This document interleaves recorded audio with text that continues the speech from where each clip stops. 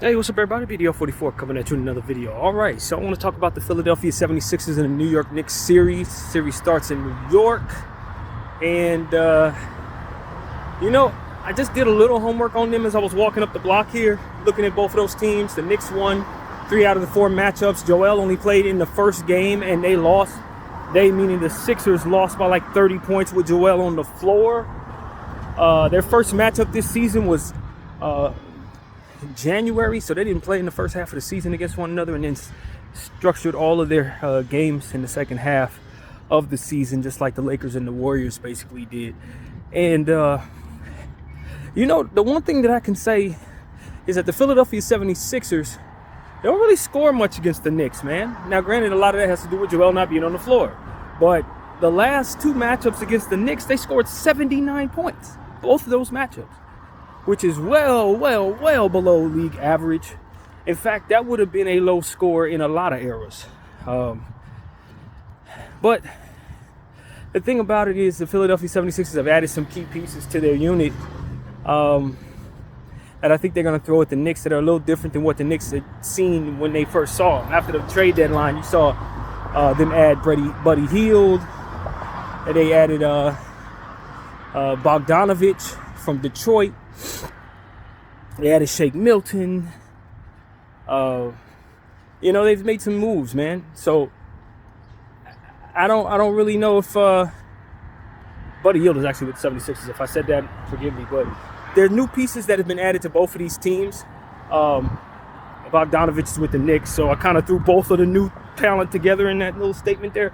But the point is, there are new players on both teams that I think will be thrown at one another. That's a better way to describe the thought. I'm kind of scatterbrained at the moment, trying to figure out what all I just saw in regards to these new players on these teams. But the point is, Philadelphia has some new guys they're throwing at New York. New York has some new guys they're throwing at Philadelphia that weren't seen in the first half of the meetings. And with Joel healthy, in theory, because he didn't look all that healthy to me for the most part yesterday, I think that could be something to consider. But really, what it really comes down to is the Knicks have had their number this season,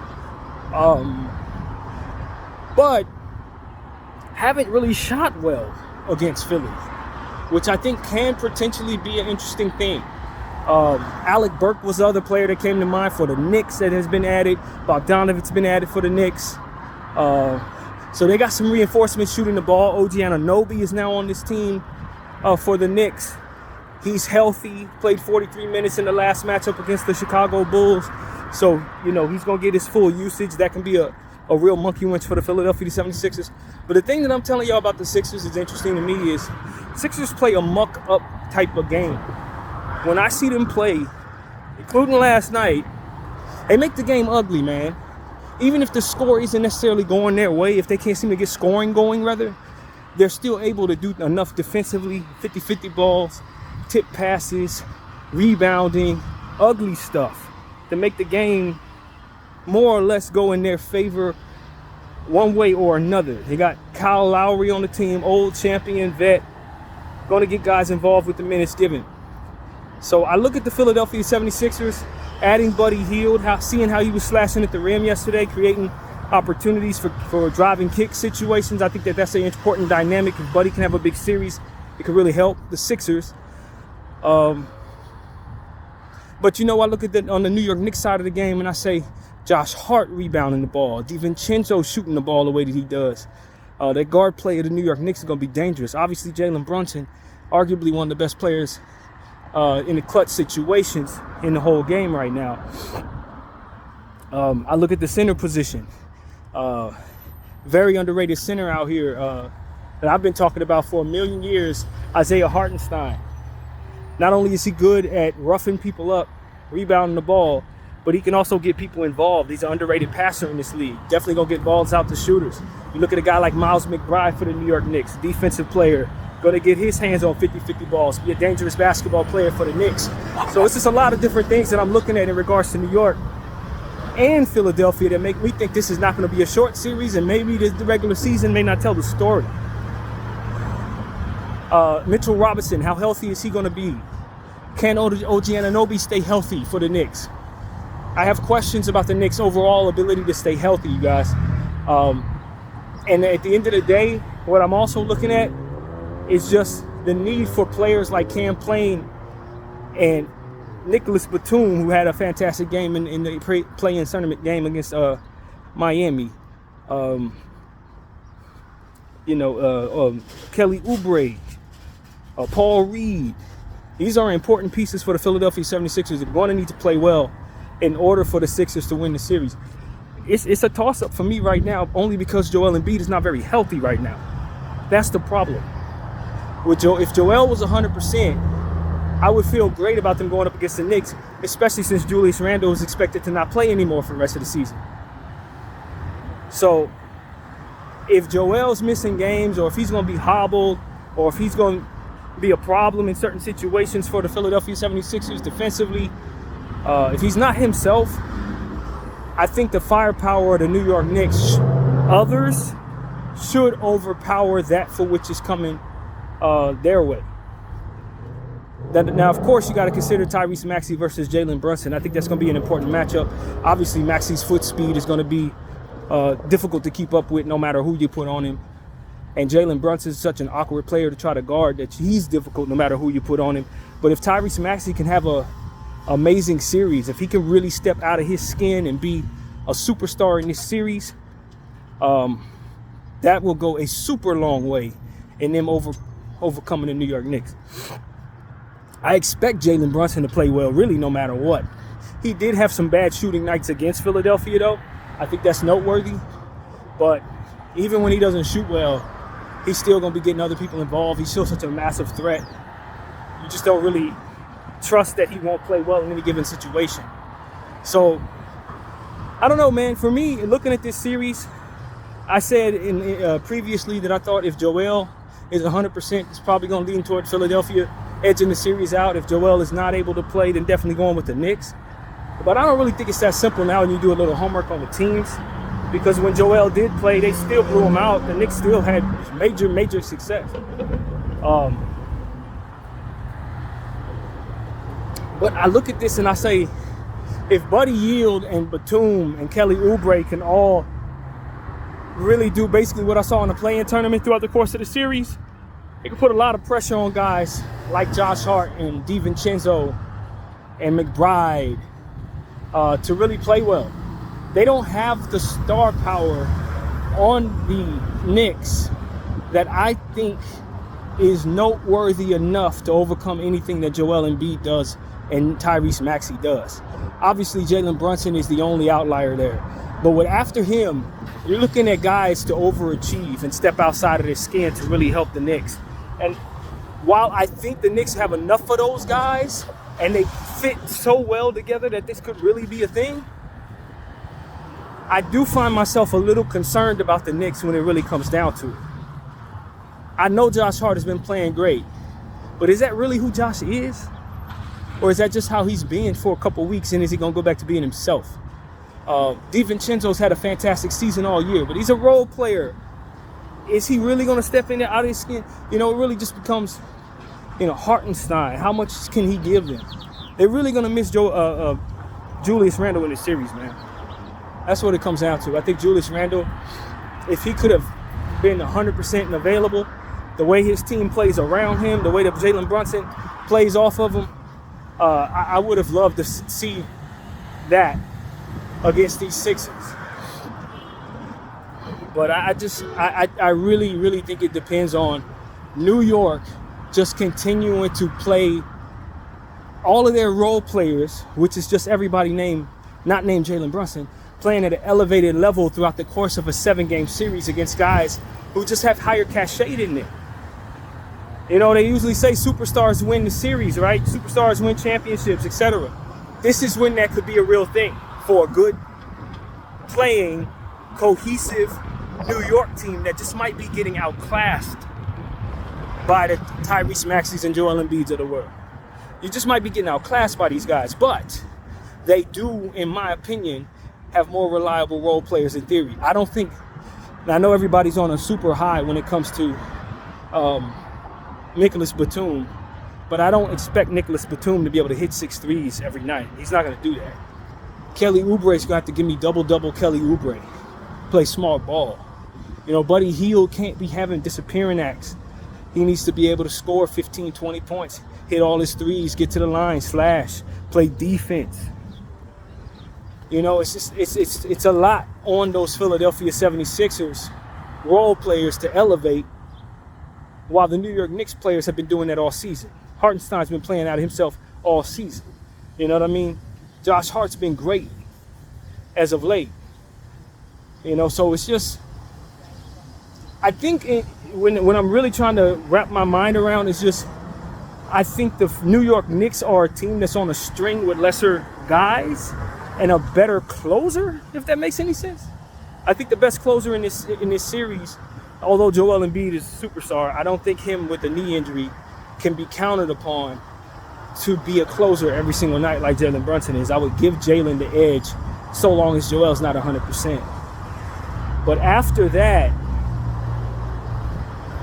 it just becomes a situation where, does the Knicks have enough good playing cohesiveness available to them as this series progresses and gets back into Philadelphia? Because they got the home court in New York, but once it goes back to Philadelphia and shift, can them role players play as well on the road in this type of situation? That's my concern about the Knicks. I think that they're relying on too many role players right now. I really do. And even though those role players have been playing great ball, they're still role players, bro. At the end of the day, these Knicks players, they still role players. All of them, except for Jalen Brunson. So, I don't know, man. It's hard. It's just like the good, cohesive unit that plays on a string that's been playing great versus your previous MVP and another upper tier superstar in Tyrese Maxey. I just wonder if Tyrese Maxey and Joel Embiid are just going to elevate their game to such a place that overcomes those role players of the Knicks. And then the Oubres and the Buddies and Kyle Lowry's just play well enough to make it too much for the Knicks. I wonder. Because one thing I learned about this Philadelphia team is they're scrappy, man. After going up against them, whether the score was going up or whether the score is down, they're making the game ugly. They're getting these boards. They're pushing people around. And I like Hartenstein a lot. But my concern is that he's just going to be getting out overpowered by Joel Embiid. Even a hobbled Joel Embiid is going to see barbecue chicken against that guy. He really is. And we all know that. So can he stop him in 4 out of 7 games? My gut says no, man. And while Jalen Brunson is he could probably go for 50 in 1 or 2 of these games. Who's going to help him? Is it going to be DiVincenzo going for 30? Is it going to be OG Anunoby going for 30? Somebody else has to be going big on the scoring, in my opinion. And I'm not really certain where that's coming from with the Knicks. I know exactly where it's coming from with the Sixers. It's got to be Maxey. If Maxey has a bad series, they're going home. I'll tell you right now, Maxey can't be going for no 3 for 13, 15-point Maxey. He can't have it. It cannot happen. He has to be a superstar in this series, in my opinion, or Jalen Brunson is going to just push past him. And I do expect the Knicks to play well. I do. But I think the question is, can the Sixers steal a game or 2 in New York to start the series and impose their will, as they do have the bigger star on the floor? Or will they let the Knicks hang around enough for these games to be close and then Jalen Brunson closing games out? Because from possession to possession to possession, if Jalen Brunson has the ball in his hands, I trust him. I trust him about as much as I trust anybody in basketball right now. And that's the problem for the Sixers. You may have the bigger superstars, but I don't think you have the most reliable superstar in the series, if that makes any sense at all. Joel's a bigger name. Maxey may be a bigger name in theory, but Brunson's the guy you know. If the fate of the universe is on the line, you can trust that dude. And that's what it really comes down to. For me, it really does come down to who can I trust. And I think the most important thing to understand is that I do trust Jalen Brunson. So, but can I count on him to get 4 games out of 7 against JoJo. And so it just depends on whether or not JoJo is going to be healthy. If JoJo's not healthy, no chance for Sixers, in my opinion. They can't afford for Joel Embiid to be missing games in this series at all. And that makes me lean toward the Knicks. The question I have for the Philadelphia 76ers is, Joel doesn't look like he came back too early. He doesn't look 100% healthy to me. He didn't particularly shoot well into the final end of the game against the Miami Heat. Is he going to be hobbled every night in this series? And if so, I don't think they can beat the Knicks. He has to be himself. And if he came back too early, that doesn't mean he's getting healthier as the playoffs progress. It means he's likely getting more wore down as the playoffs progress. I don't believe in Joel Embiid staying healthy. And that is what this has always been leaning on for me. I said that a couple days ago. If he's healthy, the Knicks are probably out of here. If he's not healthy, I got the Knicks winning the series. And as I'm walking down the street right now, making my decision, I don't expect Joel to be 100% nor healthy throughout the course of this series. I think he'll probably miss 2 or 3 games in this series. As over the course of 7 games, if he came back too early, he ain't going to be healthy. And that's what I think happened there. I think they rushed him back. I think he should probably be out for the season. I think he could have issues with that knee over the course of this series, banging up against Hartenstein, who's going to be physical with him, who's a very intelligent player, who's probably going to be testing that knee out, probably kneeing him in the knee. I expect that type of stuff. And then I look at the defensive ability of OG Anunoby, the feistiness of Josh Hart. And here's another question for the Knicks in that same vein. Do I trust OG to make it through the series? Especially if you ask him to play 43 minutes a game. The answer is hell no. I told y'all when they made the trade for OG that I wouldn't have gave up draft picks for OG because I don't think OG can stay healthy for longer than 10 minutes at a time. And given the fact that they got a coach that wants to play everybody in his starting lineup for 45 minutes a night, I expect for OG Anunoby to get worn down and be out of here. He ain't going to make it through the playoffs, in my opinion. Knock on wood, hope I'm wrong. Hope I'm wrong. I want good health for everybody. But you got an injury-prone player and a coach that plays him all the minutes in the world. That you can't expect him to stay healthy. So I'm assuming that you're going to see a lot of Moses McBride in his stead. And although they're used to that, that draws away from the star power that's already been drawn away. So what do? If you're the Knicks, if you start losing players? Even if Joel is removed, if you have to start removing OG or somebody else gets removed, the series then flips back to New York. Then I start seeing an advantage for guys like Buddy Hield and Kelly Oubre and Paul Reed, etc. So it teeters on health for me. I don't particularly trust either team to be able to make it through the series fully healthy. And it's for different reasons.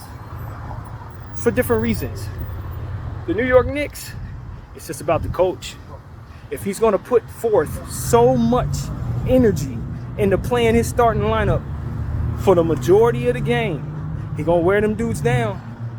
He's going to wear them down. He's been doing this also for the entire time he's been a coach there. And it works in the regular season, but it's going to wear them down. So that's what I'm worried about. Which one of these teams is going to be healthiest? Which one of these teams can you trust star is going to be on the floor when it matters most? How many games can Joel play in this series? If he plays all of them and he's himself, I got the Sixers winning. If he has to miss games, that teeters back to New York. And then OG, that sturdy two-way piece at the shooting guard, small forward position. Do I trust him to stay healthy? I do not. So that teeters back to Philly. So this could go 7 games, man, and it could come down to who's available on the 7th game, if you ask me. It really could, man. There's not one of these teams I trust the pieces that need to be there other than Jalen Brunson to really be available. Tyrese Maxey, is he going to play well every night, or is he going to look like he did last night against Miami? I don't know.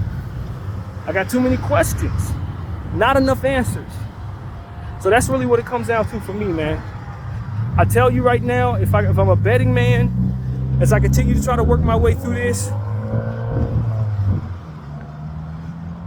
Maxey and Brunson, I think people will be surprised if Maxey's his best, he will cancel out Brunson. And I do think Maxey is an all-star level player. I believe I can count on him, but I also have seen him go down with injuries and stuff like that. So health, again, permits in all situations when it comes to the NBA. But assuming he's 100% healthy, I think he's going to do more canceling out of Jalen Brunson than people are prepared for. And if Joel is available, I don't see anything that cancels him out in this series. Nothing at all. That's a problem for the New York Knicks. I think the three balls will be very important in this series. When I think about Alec Burks, I think about OG Anunoby, I think about Josh Hart has to hit his shot. Obviously, you're talking about Jalen Brunson being able to hit the three ball.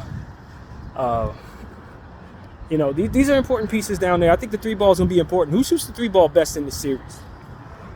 You talk about the rebounding edge. If Joel's out there, I'd probably give the rebounding edge to Philadelphia.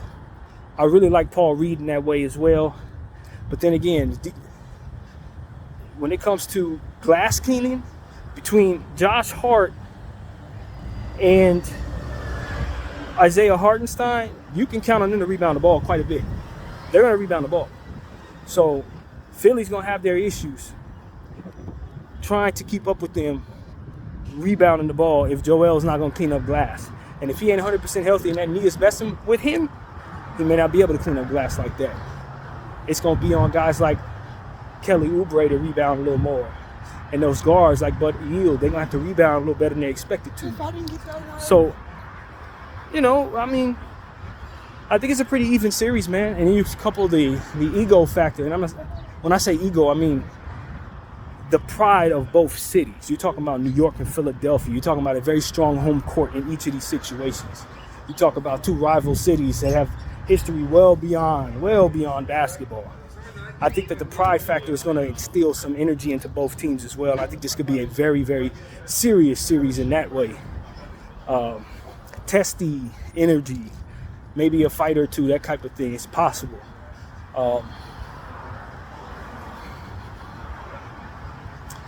I don't think Joel's healthy, y'all. That's what it really comes down to, man. I don't think Joel's healthy. I do think he came back too early. He probably should be out for the season, resting that knee or maybe even surgery. I don't know.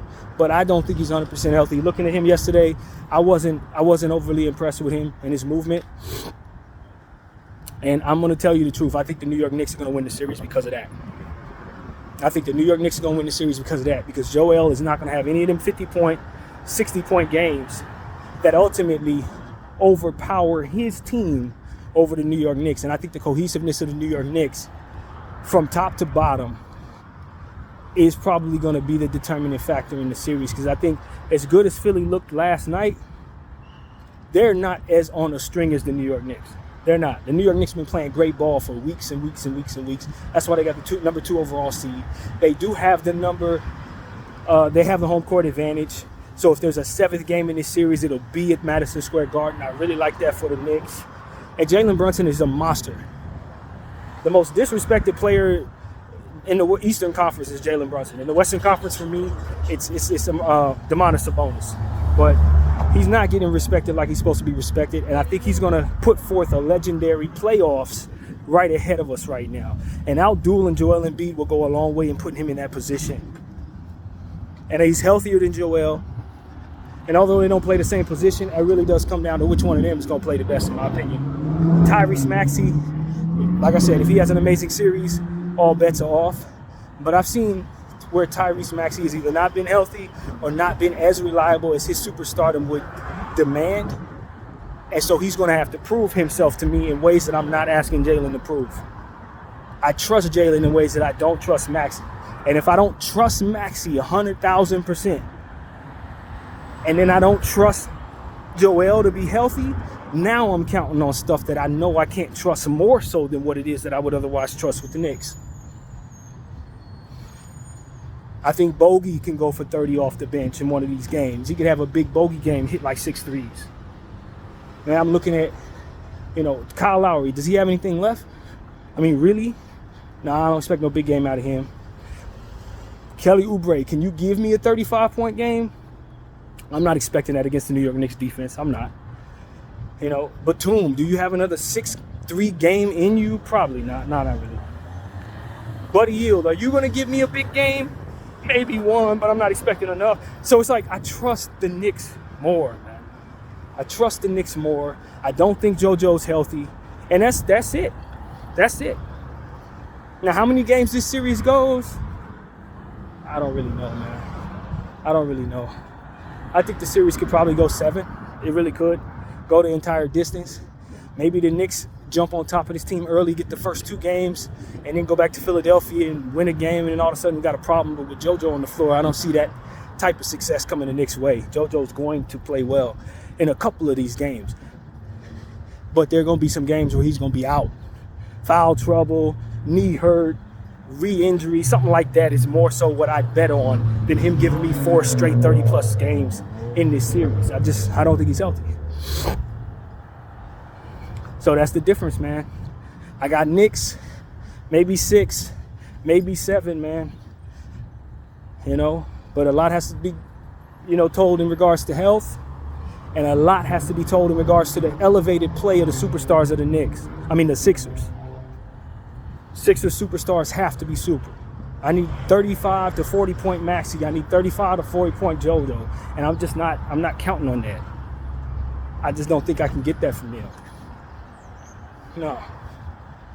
So that's what I got, man. I'm going to say Knicks in 7. I'm gonna say that JoJo will play enough games, regardless of what, if he can get his body in order, and the game if the series happens to go to Game 6, I do trust that Philadelphia will win that game at home against these Knicks. That's what it really comes down to. I think it could definitely go 6, but because I think the Sixers will win at home in that situation, it would then obviously go to 7.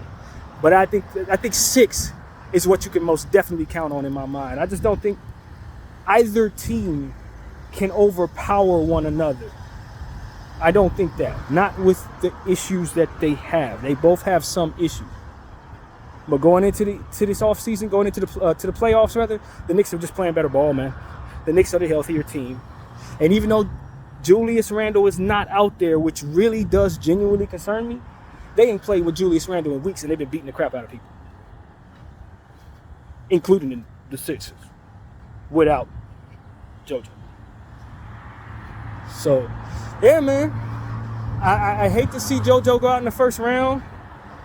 I hate to see the Knicks have to go up against JoJo in the first round. It's a lot about this series that doesn't really sit right with me. I think both of these teams you would love to see in different situations in the first round, but it didn't shake out that way. And I guess what you're looking at, man, I think you're genuinely looking at a 7-game series because it's at Madison Square Garden in the 7th game. I trust that Jalen Brunson's going to win that big game at home, man. I really do. He's going to win that big game at home. And Philadelphia will go home in the first round. And they will really have to consider what the future holds for them. And that's unfortunate, because I think they'd be able to get out of the first round if they saw a lot of other teams in the Eastern Conference. But probably not these Knicks. Not right now. So that's really what I got to say, man. Knicks in 7. My name is BDL44. Thank y'all for watching. I'm out.